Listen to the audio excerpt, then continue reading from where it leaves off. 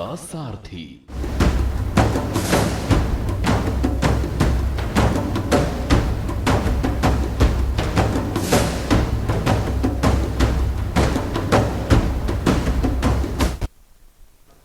नमस्कार, आप देख रहे हैं के न्यूज। मैं हूं आपके साथ सोनी चौहान।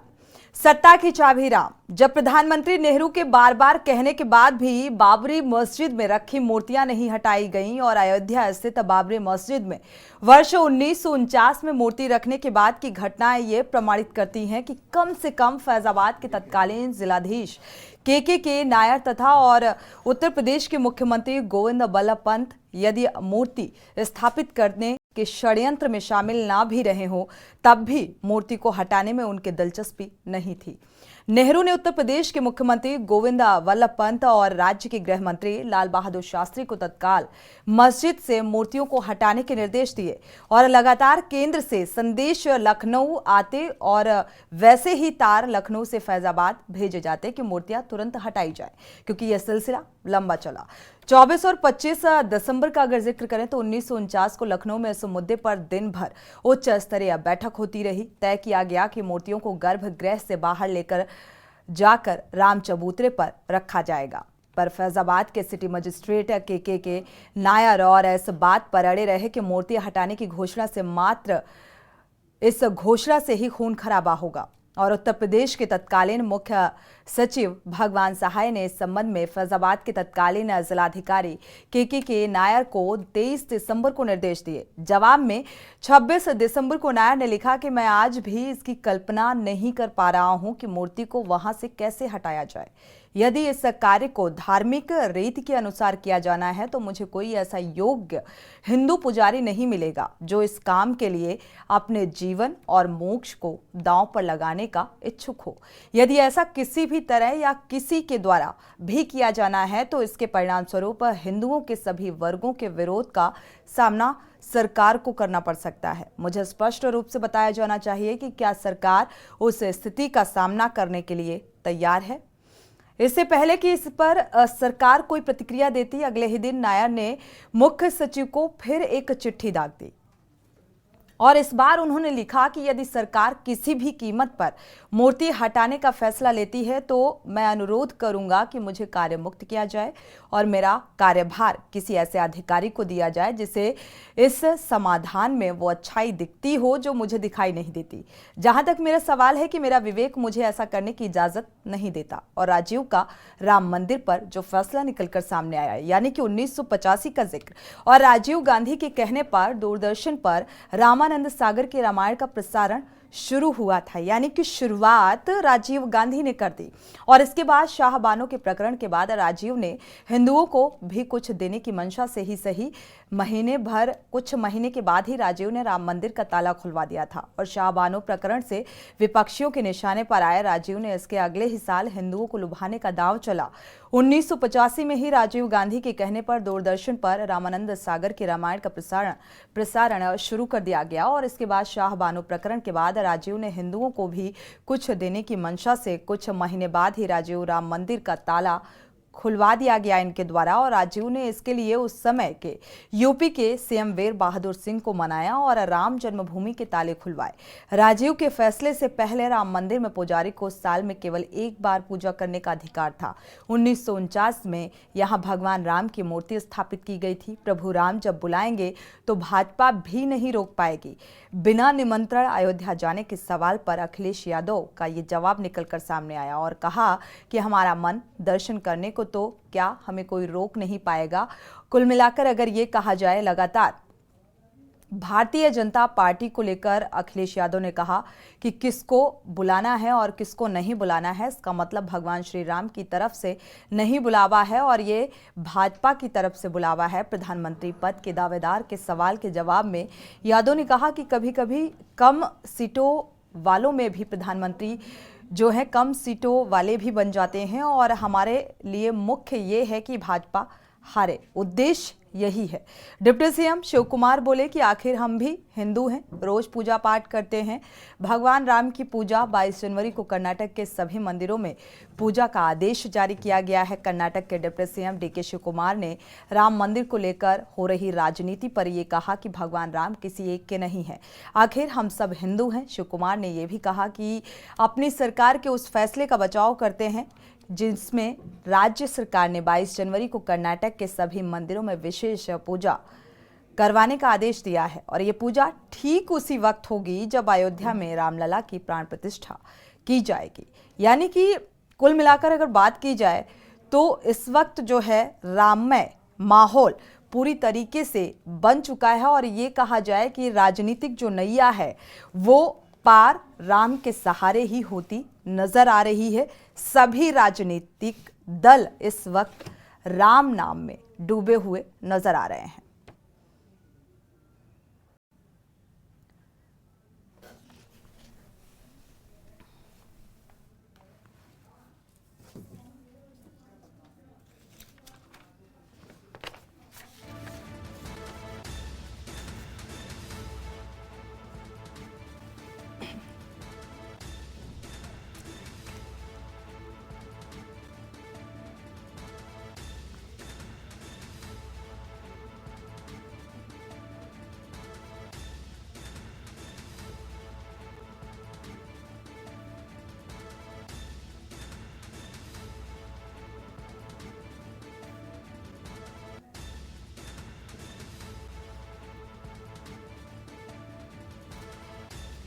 ये मुद्दा दरअसल आज इसलिए बेहद अहम है कि जो इस वक्त अयोध्या में 22 जनवरी को प्राण प्रतिष्ठा की जो तारीख नियोजित की गई है और तैयारियां चरम पर हैं और इस वक्त हर एक व्यक्ति राममय और उत्सुक नजर आ रहा है। ऐसे में सभी राजनीतिक दल कभी ना कभी इस आस्था से, इस नाम से जुड़े रहे हैं, इसलिए ये बेहद महत्वपूर्ण हो जाता है।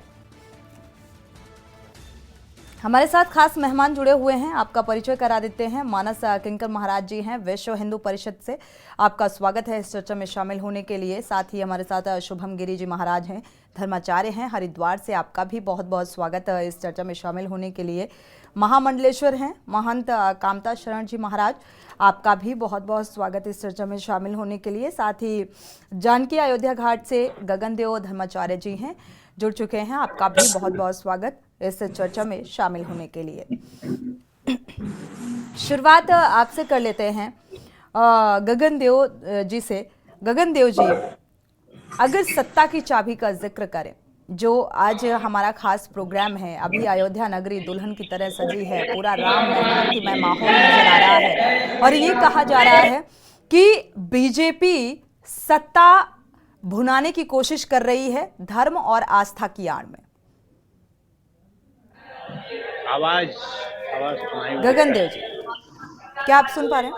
अनम्यूट कर लीजिएगा। नहीं, आवाज बाकी मेहमानों से गुजारिश है कि अनम्यूट कर लें, माफ कीजिएगा, म्यूट कर लें। गगनदेव जी से हमारा सवाल है, प्रतिक्रिया लेंगे। आप अनम्यूट करके रखें, बैकग्राउंड वॉइस आ रही है, डिस्टर्बेंस हो रहा है।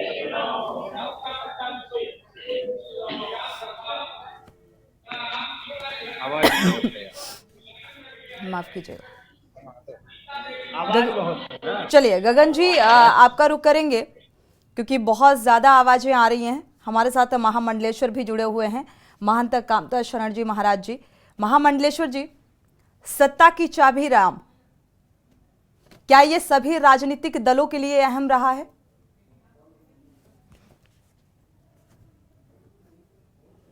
अनम्यूट कर लीजिए।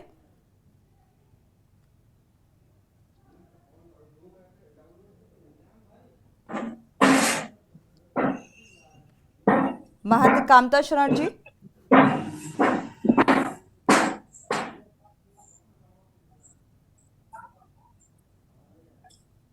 चलिए दोबारा से संपर्क करने की कोशिश करते हैं। मुझे लगता है आवाज नहीं पहुंच पा रही है तकनीकी खामी के चलते। शुभम गिरी महाराज जी भी धर्माचार्य हरिद्वार से जुड़े हुए हैं। शुभम गिरी जी महाराज, आपका रुख करेंगे। क्या आप सुन पा रहे हैं?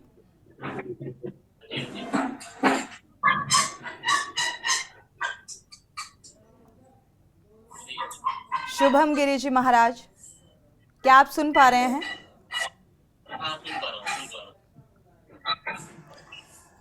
चलिए एक बार वापस से सभी मेहमानों से जुड़ने की कोशिश करेंगे। कृपया इस थोड़ा सा ये जो तकनीकी प्रॉब्लम आ रही है सामने, तो इसे थोड़ा सा ठीक कर लें। कुल मिलाकर अगर देखा जाए तो इस वक्त धर्म, आस्था और राजनीति, और ये सिर्फ अभी से नहीं, ये मुझे लगता है काफ़ी टाइम से, अगर 1985 का जिक्र करें जहां से शुरुआत राजीव गांधी ने ही कर दी थी, जिस तरीके से मंदिर का ताला खोला गया और पूजा की और शुरुआत, और आज जिस तरीके का माहौल बनता हुआ नजर आ रहा है, यानी कि जो सर्वे भी निकलकर सामने आया है उसके आधार पर भी बात की जाए, 2000 लोकसभा 2009 के चुनाव से लेकर 2019 तक का जो एक कहा जाए आस्था का वोट कनेक्शन निकलकर सामने आया है, उसके आधार पर अगर बात की जाए तो जो वोटिंग प्रतिशत, यानी कि 2009 में जो आस्था वोट बैंक, जो जनता का समर्थन है, वो कांग्रेस को जिस हिसाब से मिला था और उसके बाद वो धीरे धीरे कम होता गया, यानी कि 2014 में ये बदल गया, यानी कि बीजेपी की तरफ ये प्रतिशत बढ़ गया।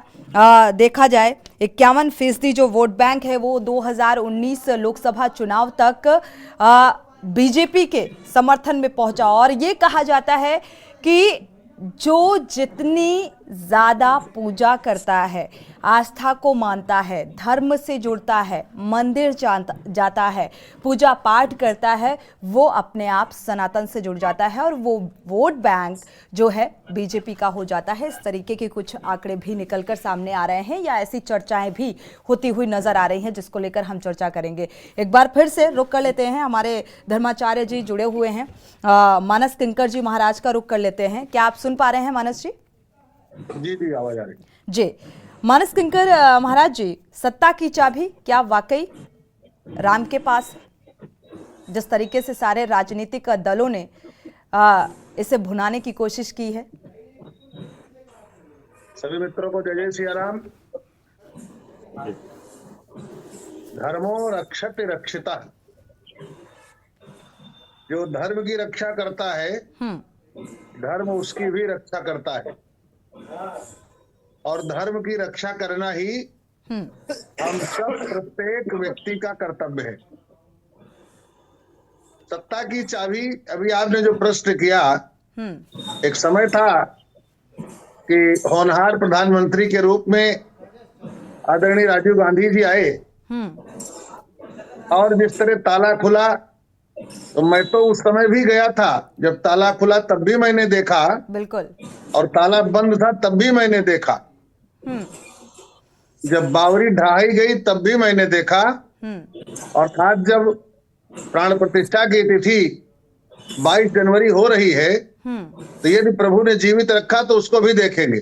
बिल्कुल, तब तो फिर बहुत बेहतर तरीके से आप बता पाएंगे कि वाकई राजनीतिक दलों के लिए इसके मायने क्या हैं, और धर्म, आस्था और राजनीति, और धर्म का उद्देश्य क्या है, धर्म क्या है, पहले तो यही समझना बड़ा मुश्किल है। जी,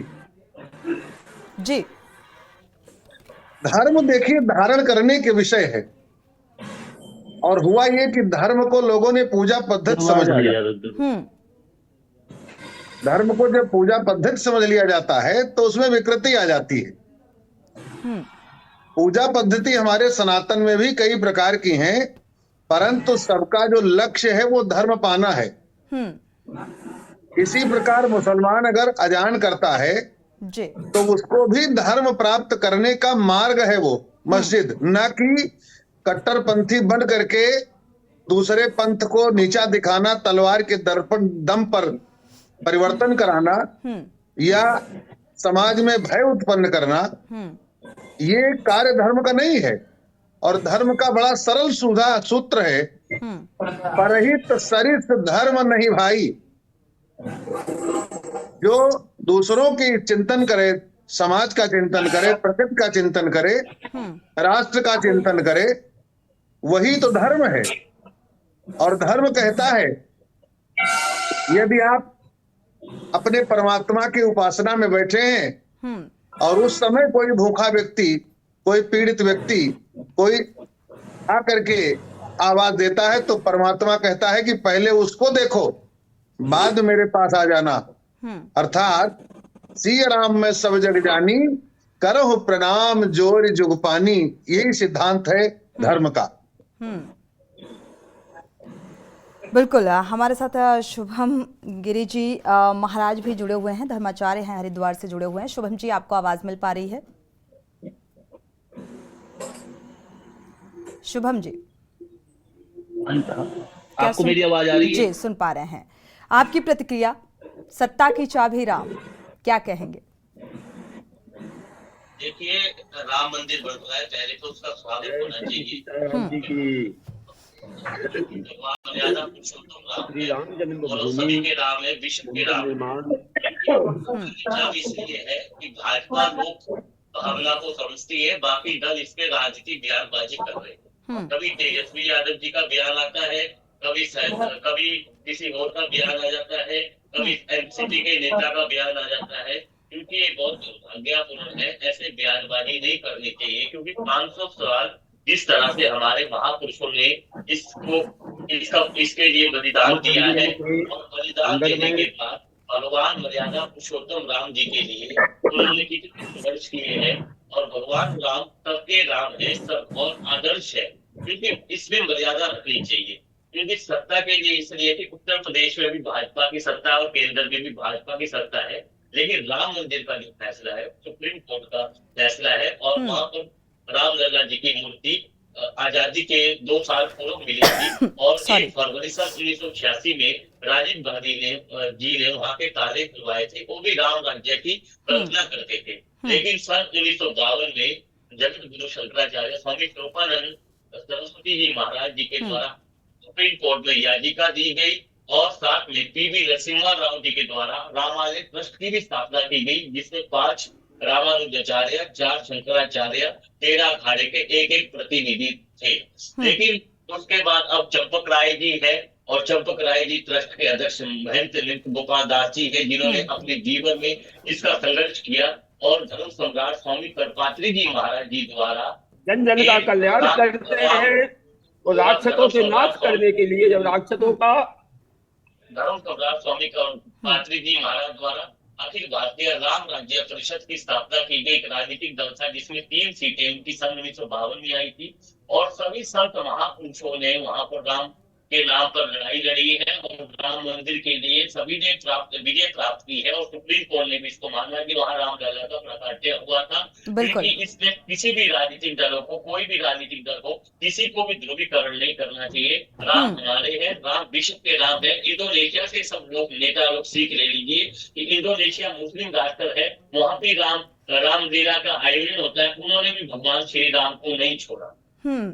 बिल्कुल, शुभम गिरी महाराज जी, आपने बहुत महत्वपूर्ण बात कही है यहाँ पर कि सुप्रीम कोर्ट का ये फैसला है, और किसी को भी क्रेडिट नहीं लेना चाहिए। शुरुआत राजीव गांधी ने की, लेकिन बावजूद इसके, हालांकि हर एक राजनीतिक दल अपनी देखा जाए अपने निजी स्वार्थ के लिए या सत्ता की गद्दी में आसीन होने के लिए वो राम का सहारा लेती रही है। किसी भी राजनीतिक पार्टी का जिक्र करें, चाहे हम कांग्रेस का करें, चाहे हम समाजवादी पार्टी का करें, चाहे हम भारतीय जनता पार्टी का करें, और आज भी, क्योंकि ये संकल्प अगर आज सार्थक होने जा रहा है तो यही कहा जा रहा है, क्रेडिट दिया जा रहा है भारतीय जनता पार्टी को, या फिर वो इसकी आड़ में वाकई इस मुद्दे को भुनाने की कोशिश कर रही है। अब वो तो देखना बेहद दिलचस्प होगा कि देखा जाए 22 जनवरी की जो प्राण प्रतिष्ठा है वो 2024 की राह को कितना आसान बना पाएगी और किस राजनीतिक दल के लिए कितना आसान होगा।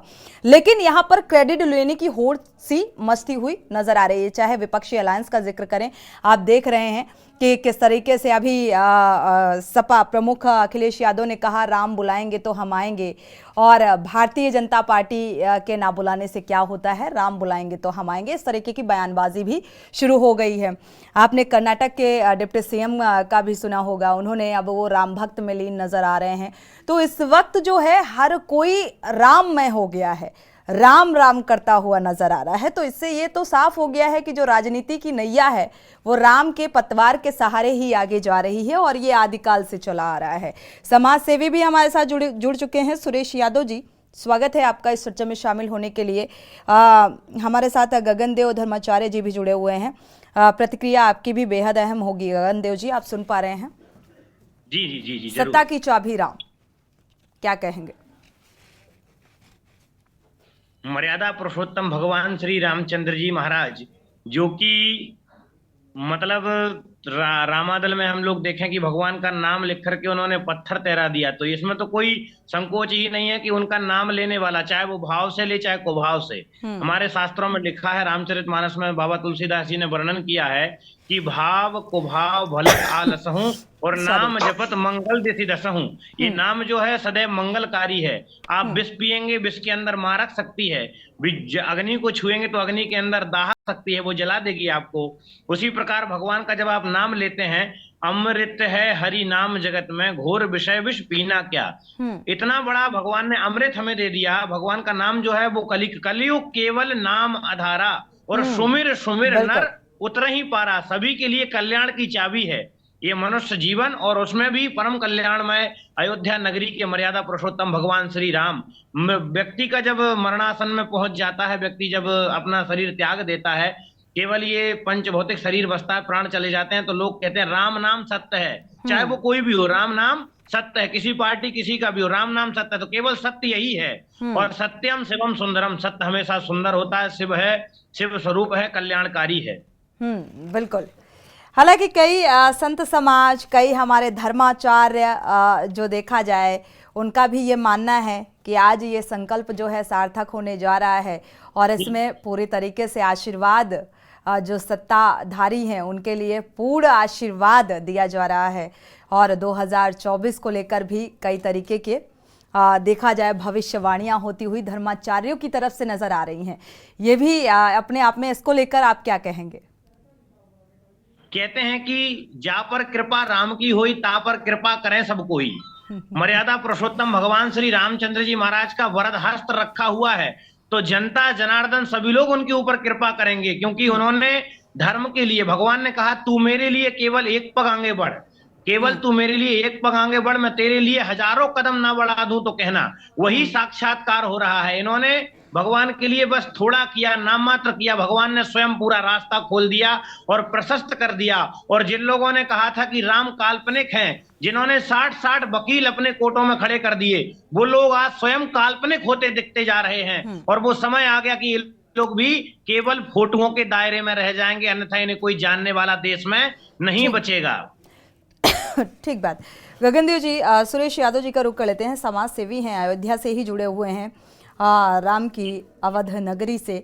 गगनदेव जी, तब तक आप थोड़ा सा अपना फ्रेम ठीक कर लीजिएगा, क्योंकि ठीक क्लियर नहीं आ रहा था। सुरेश जी, आपका रुख करेंगे।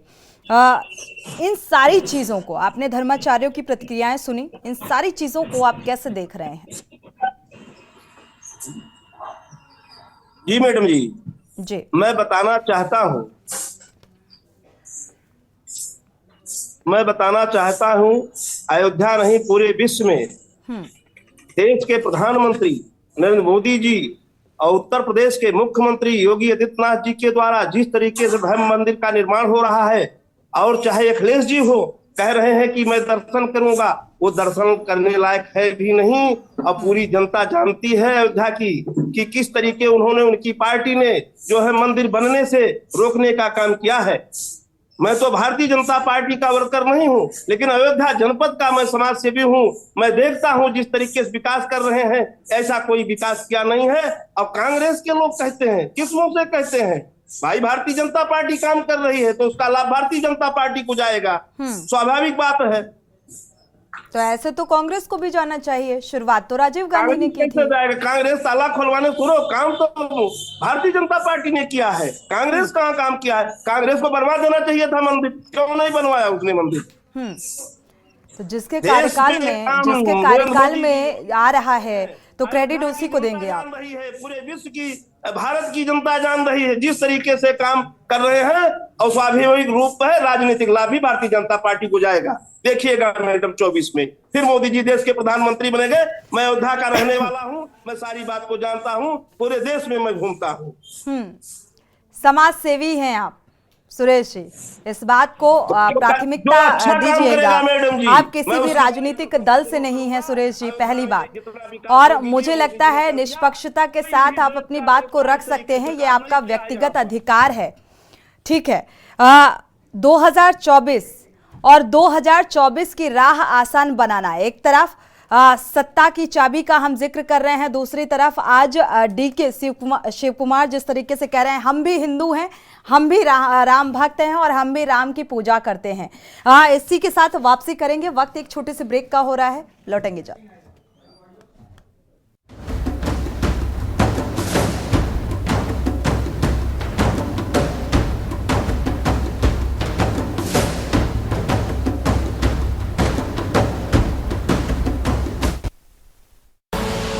आप देख रहे हैं के न्यूज, खबरों का सारथी।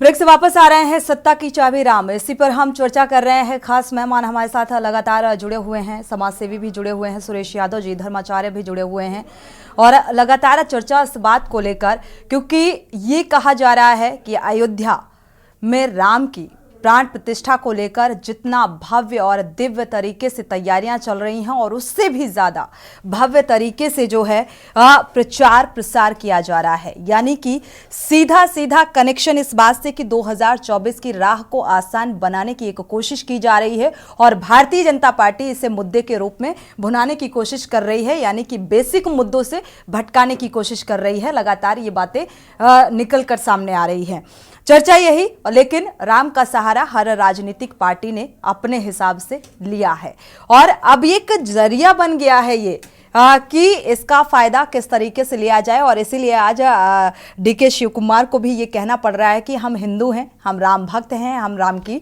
पूजा करते हैं, और अखिलेश यादव भी ये बोल रहे हैं कि भारतीय जनता पार्टी भाई बुलाए या ना बुलाए, हम तो जाएंगे जब राम का बुलावा आएगा। तो इस तरीके की प्रतिक्रियाएं राजनीतिक दलों की तरफ से ही सामने आ रही हैं। खास मेहमान हमारे साथ लगातार जुड़े हुए हैं, हालांकि कुछ आंकड़ों का अगर जिक्र करें 2009 से लेकर 2019 तक का, तो ये प्रतिशत कैसे कैसे बदला, यानी कि यूपीए की सरकार में 2009 में जो एक प्रतिशत जो फीसदी वोट बैंक का था, आस्था वोट बैंक का अगर जिक्र करें, और इसे इसलिए कह रहे हैं क्योंकि उस वक्त 27% इजाफा था, और इसके बाद ये घटता गया। बीजेपी को ये प्रतिशत जो ये फीसदी है आस्था का वोट बैंक इधर बढ़ता गया। तो ये बदलाव इतना क्यों, ये भी समझना चाहेंगे, क्योंकि हमारे साथ हम मानस किंकर महाराज जी जुड़े हुए हैं, बहुत नॉलेज भी है, और मुझे लगता है बहुत अच्छे तरीके से बता भी पाएंगे, समझा भी पाएंगे। मंदिर जाने वालों का अगर देखा जाए, आस्था, धर्म, डेली पूजा पाठ करने वाला व्यक्ति वो बीजेपी से कैसे कनेक्टेड हो जाता है? मंदिर जाने वालों का बीजेपी से क्या कनेक्शन और कैसे? देखिए बहन जी, ये अपना अपना चश्मा है। चश्मे सब लोग अपने अपने पहन करके देख रहे हैं। यदि कोई पूजा पाठ करता है तो इसका प्रमाण पत्र ये नहीं कि वो बीजेपी का ही सदस्य है। ये अपवाद, हाँ तो, बिल्कुल ये सही भी है। तो भारत की आत्मा है, राम भारत की आत्मा है। रामो विग्रहवान धर्मः, राम साक्षात धर्म के स्वरूप हैं। राम के कारण ही सृष्टि में संतुलन है, और इसीलिए भीमसेन जोशी जी कहते हैं कि राम का गुणगान करिए, राम जी की भद्रता का, सभ्यता का ध्यान धरिए। राम का गुणगान करिए। और ये जितने सपा के लोग हों या कांग्रेस के लोग हों, इनके भी लोग अपने घरों में राम जी की सब पूजा करते हैं, बिल्कुल। लेकिन समाज में निकलकर प्रश्न चिन्ह यही लगाते हैं और ठीक ही करते हैं, क्योंकि जब तक ये कुछ बोलेगी नहीं तो हम लोग जुड़ेंगे कैसे, हमारे हिंदू भाई कैसे जुड़ेंगे। तो जिस प्रकार किसी भी, आप फिल्म देखे होंगे आप लोग की, फिल्म में भी एक हीरो होता है, दूसरा खलनायक होता है। बिल्कुल। यदि खलनायक ना हो तो फिर हीरो को कौन पूछेगा। इसलिए गोस्वामी जी कहते हैं कि सम प्रकाश तुपाकमो नाम भेद विधि कीन, शशि शोषक पोषक समझ जग जस अपजस दीन। अंधकार की भी आवश्यकता है, प्रकाश की भी आवश्यकता है। एक को बदनामी मिलती है, एक को प्रशंसा मिलती है। तो यदि भाजपा के कार्यकाल में ये सुअवसर आया है तो इसका लाभ तो भाजपा को मिलेगा ही, इसको कोई रोक नहीं सकता है। दूसरा ये है कि जब अवसर इनके हाथ में था तो समय तो किसी की प्रतीक्षा करता नहीं है। अवसर कांग्रेस के हाथ में आया लेकिन लक्ष्य विहीन हो गए। अवसर मुलायम सिंह यादव जी के हाथ में आया, विषयहीन हो गए, शत्रु बन गए, गोली चलवा दिए, अयोध्या को रक्त रंजित कर दिए। तो 67 युद्धों का तो इतिहास हम लोगों ने पढ़ा है। बिल्कुल। बाबर से लेकर मुलायम सिंह यादव के पहले तक 67 बार रक्त रंजित युद्ध अयोध्या में हो चुका है। बिल्कुल। और ये 68वां जो प्रमाण पत्र ये मुलायम सिंह यादव ने ले लिया। तो अब इनके पुत्र, इनके पुत्रों के पुत्र, इनके जितने भी चहेते हैं, तो अपराध तो सब पर बना ना। जो निर्दोष बेचारे कार सेवक मारे गए तो उनकी आत्मा, उनके माता पिता की आह वो करा रही है। यदि बेचारे श्रवण कुमार को निरपराध मारा गया तो महाराज दशरथ को भी वशिष्ठ जैसे विद्वान नहीं बचा पाए। ये वो अवध है। और अवध में जो निरपराध के साथ इस प्रकार के कृत्य करेगा तो कई पीढ़ी भुगतेंगी, कई पीढ़ी भुगतेंगी, भुगत रही हैं। और अभी भी उनसे मेरा निवेदन है कि शत्रु नहीं है, अभी सुधर जाओ, राम जी के चरणों में आ जाओ, समर्पित हो जाओ। मेरे राम जी बड़े दयालु हैं, क्षमा कर देंगे। ठीक बात। लेकिन क्या आपको नहीं लगता कि जो बेसिक मुद्दे हैं, अब ये आस्था धर्म इतना ज्यादा हावी हो चुका है, और ये बात इससे आप इसी बात को नजरअंदाज नहीं किया जा सकता। राम तुम में भी हैं, राम हम में भी हैं, ठीक है, लेकिन राजनीति में सिर्फ सत्ता तक पहुंचने के लिए क्या ये जायज है कि हम उन बेसिक मुद्दों से, सत्ता की कुर्सी को बचाने के लिए सत्ता के मार्गगामी किसी भी स्तर तक जा सकते हैं। जब सत्ता की कुर्सी पकड़ने वाले लोग हत्या करवा देते हैं, डकैती डलवा देते हैं, तो एक पक्ष राम का नाम लेकर सत्ता में बैठा है, तो अपराध क्या है इसमें। दूसरा, केवल लक्ष्य यही नहीं रुक जाता है, राष्ट्र को परम वैभव की ओर ले जाना ये भी सत्ता पक्ष का ही इसमें जिम्मेदारी बनेगी। क्योंकि यदि बेरोजगारी, महंगाई और इस प्रकार के भ्रष्टाचार, पापाचार, दुराचार, व्यभिचार, ये बेसिक मुद्दे हैं और मुझे लगता है इन्हीं मुद्दों के आधार पर राजनीति होनी चाहिए। लेकिन अब आधार बदल गया है, यानी कि अब राजनीति का आधार धर्म और आस्था हो गया है, हिंदुत्व हो गया है, सनातन हो गया है। वापस लौटते हैं चर्चा में। इस बीच अयोध्या से आपको खबर बता दें, योगी आदित्यनाथ ने, सीएम योगी आदित्यनाथ ने परखी, निरीक्षण की प्राण प्रतिष्ठा की तैयारियां, क्योंकि 22 जनवरी की जो तारीख है वो बेहद नजदीक है। इसको लेकर जो स्थितियों का जायजा लेने के लिए पहुंचे हैं, निरीक्षण किया, समीक्षा किया व्यवस्थाओं को लेकर, और जल्द से जल्द उन व्यवस्थाओं को चुस्त दुरुस्त करने के लिए निर्देशित किया है। तो बड़ी और अहम खबर, सभी सरकारी भवनों की साज सज्जा कराई जाए, इसके लिए निर्देशित किया। सीएम योगी आदित्यनाथ ने आतिशबाजी के भी प्रबंध कराए गए। तो आतिशबाजी, क्योंकि मर्यादा पुरुषोत्तम श्री राम सिंहासन में विराजमान होंगे और उससे पहले जो आगाज हो वो बेहद शानदार हो, इसके लिए तैयारियां व्यवस्थित होनी चाहिए, निर्देशित किया सीएम योगी आदित्यनाथ ने और तैयारियों का जायजा लिया।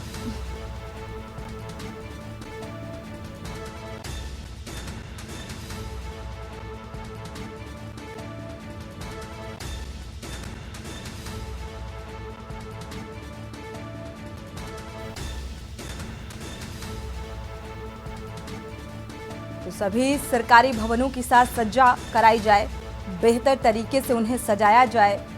जो यहाँ पर पहुँचने वाले श्रद्धालु हैं उनका भव्य तरीके से स्वागत किया जाए और स्वच्छता का कुंभ मॉडल को लेकर स्वच्छता के भी निर्देश दिए हैं कि बेहतर स्वच्छता का भी ध्यान रखा जाए और 22 को सभी शिक्षण संस्थानों में अवकाश रहेगा। तो इस बात का ऐलान सीएम योगी आदित्यनाथ का दौरा इस लिहाज से बेहद अहम, क्योंकि अब 22 जनवरी की प्राण प्रतिष्ठा की जो तारीख है वो बेहद नजदीक आ रही है और इसको लेकर तैयारियों का जायजा लेने के लिए पहुंचे हुए थे। चर्चा में वापस लौटते हैं सत्ता की चाबी राम, क्योंकि अब लगातार एक तरफ 22 जनवरी की प्राण प्रतिष्ठा को लेकर तैयारियां चरम पर हैं। निरीक्षण किया जा रहा है क्योंकि 22 जनवरी को प्रधानमंत्री नरेंद्र मोदी भी पहुंचेंगे और उन्हीं के हाथों से प्राण प्रतिष्ठा होगी। एक तरफ ये तैयारियां और दूसरी तरफ 2024 को लेकर कई तरीके की जो बातें और प्रतिक्रियाएं निकलकर सामने आ रही हैं, उसी को लेकर हम चर्चा कर रहे हैं। हमारे साथ धर्माचार्य भी लगातार जुड़े हुए हैं, शुभम गिरी जी महाराज भी जुड़े हुए हैं। शुभम गिरी जी महाराज का रुख कर लेते हैं। शुभम जी, देखा जाए लगातार ये कहा जा रहा है कि भारतीय जनता पार्टी जो है वो इसे एक मुद्दे के रूप में भुना रही है।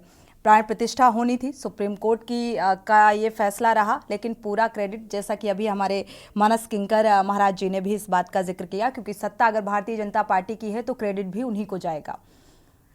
तो इसे आप किस नजरिए से देख रहे हैं? क्योंकि महंगाई, बेरोजगारी, आए दिन न जाने कितने आपराधिक घटनाएं सामने आती हैं और बहुत कानून व्यवस्था, कई ऐसे मामले हैं, लेकिन उन सारे मुद्दों को दरकिनार कर बस इस वक्त एक मुद्दा है, अयोध्या। ये भारतीय जनता पार्टी लोक भावना को समझती है। राम मंदिर की जो आस्था है 500 साल पुरानी आस्था है जी, और मानस किंकर महाराज जी ने और सभी पूज्य संतगण ने आपको पहले ही बता दिया।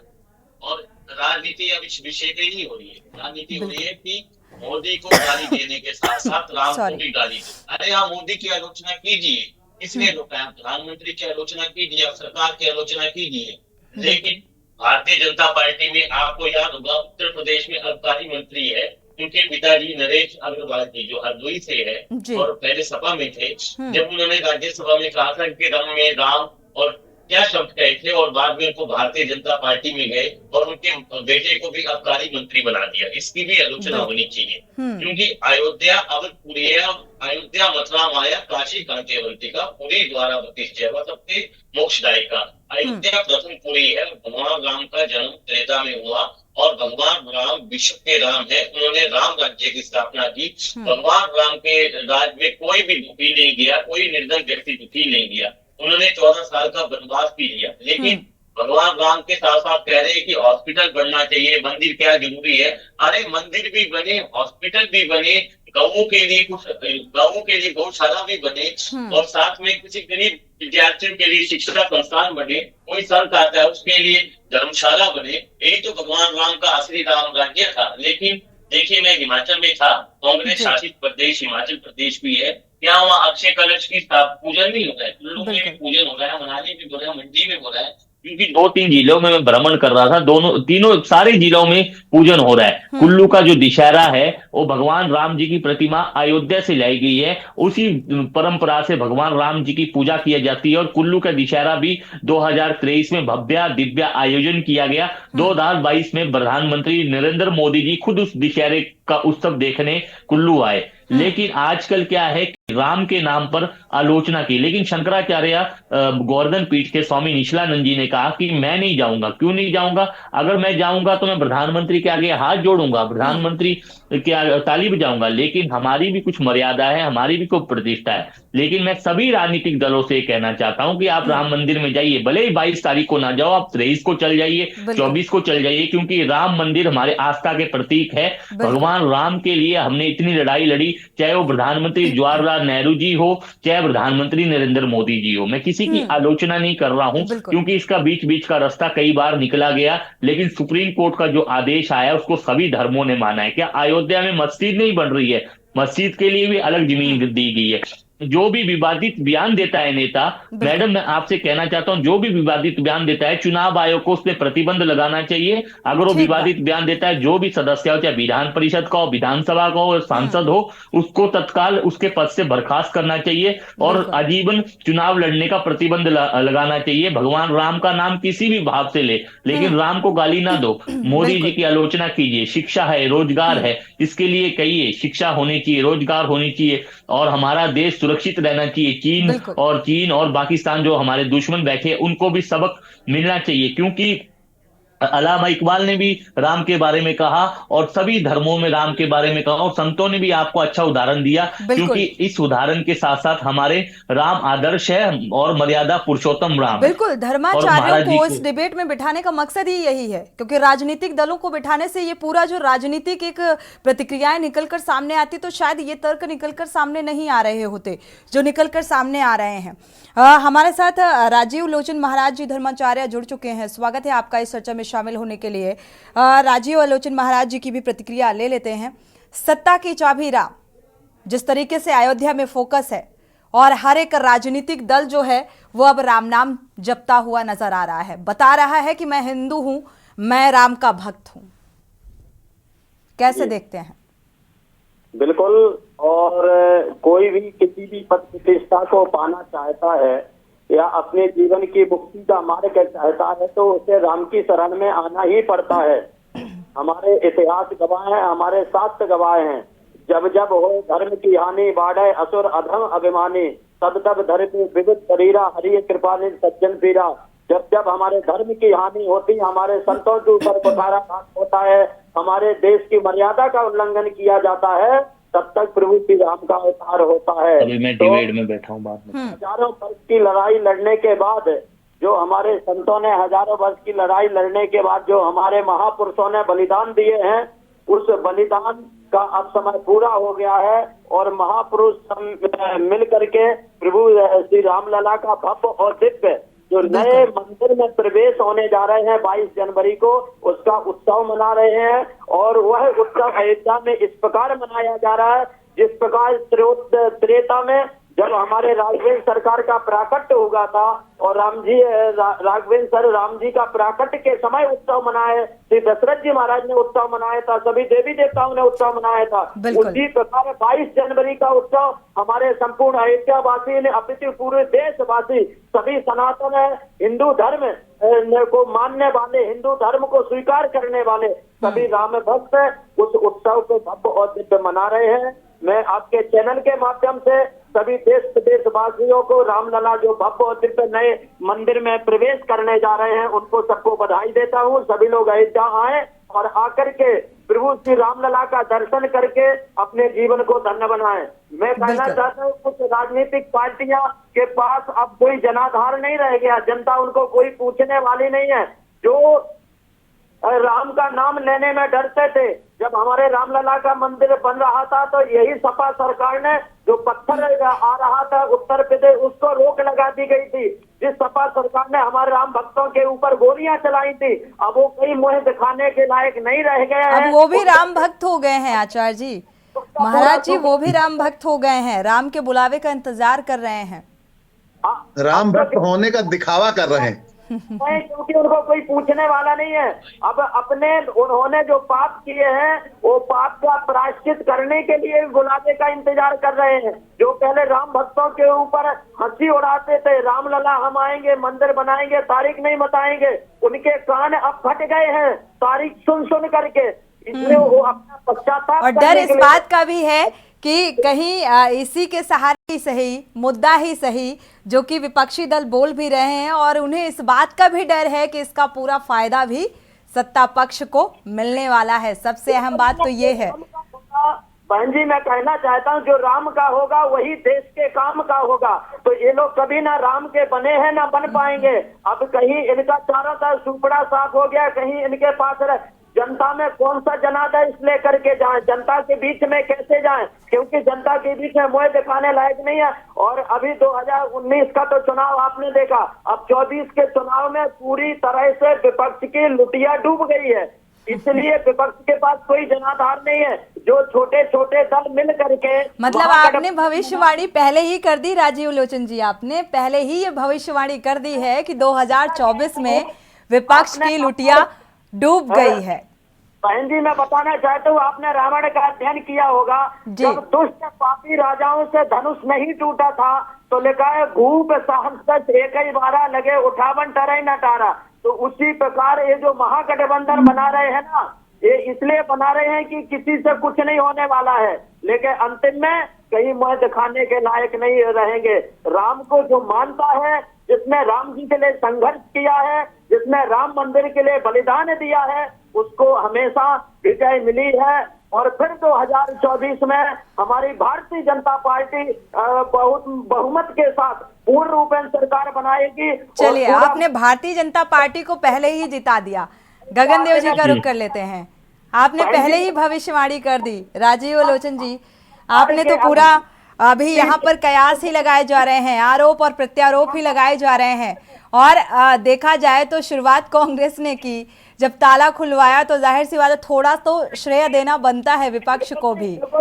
धर्माचार्यों को मुझे लगता है थोड़ा सा निष्पक्ष होना चाहिए। उनकी मजबूरी थी, राम भक्तों के सामने उनको नतमस्तक होना पड़ा था, मजबूरी थी। अगर मजबूरी, लेकिन आस्था में स्वतः हित हर व्यक्ति का छिपा हुआ है, चाहे वो नॉर्मल एक व्यक्ति हो, वो श्रद्धा रखता है, भगवान के पास जाता है, पूजा अर्चना करता है। राजीव जी, आपके जितना ज्ञान नहीं है मुझे, लेकिन थोड़ा बहुत है तो वो हम आपको बता दे रहे हैं कि एक नॉर्मल व्यक्ति भी अगर जाता है भगवान की चौखट में तो उसे भी उम्मीद होती है कुछ ना कुछ स्वतः हित उसका भी छिपा होता है। गगन देव जी का रुख कर लेते हैं। गगन देव जी, क्या आपको नहीं लगता कि सत्ता का सिंहासन की जो राह है वो अब आस्था और धर्म के सहारे आसान बनती जा रही है?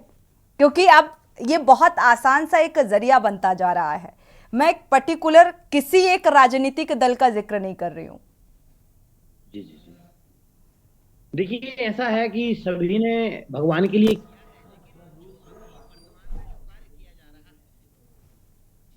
अनम्यूट कर लीजिए जी।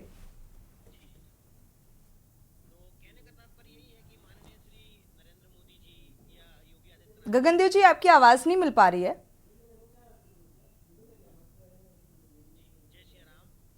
राजीव जी लौटेंगे, आपका रुख करेंगे। आप थोड़ा लेट से जुड़े, आपको ज्यादा वक्त देंगे। गगनदेव जी, आपकी आवाज नहीं मिल पा रही है, अनम्यूट कर लें।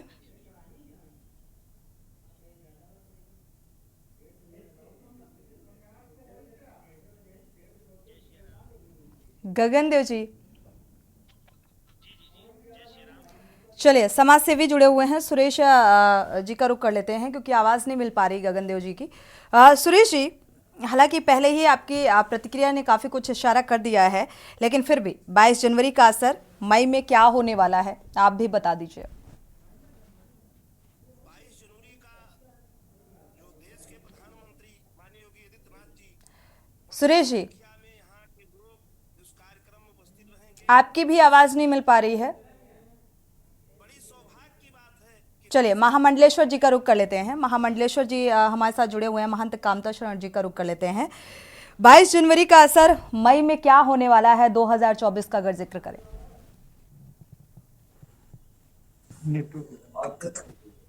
महामंडलेश्वर जी, महंत कामता शरण जी, आप सुन पा रहे हैं? आप कुछ कहना चाह रहे हैं?